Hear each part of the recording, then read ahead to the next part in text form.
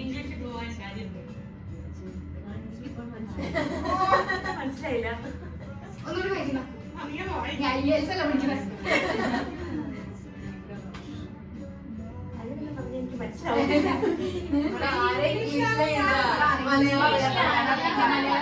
നമ്മുടെ റൂംമേറ്റ്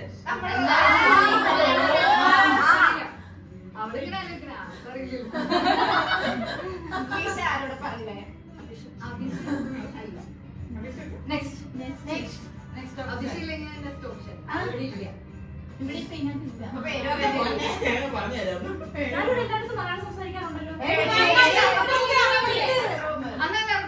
ഈ റൂമിൽ ഉണ്ടായിരുന്നു ഇപ്പൊ ആ റൂമിലാണ്.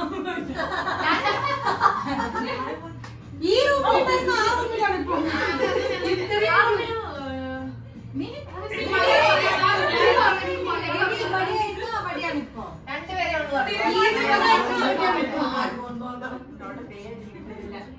നമ്മുടെ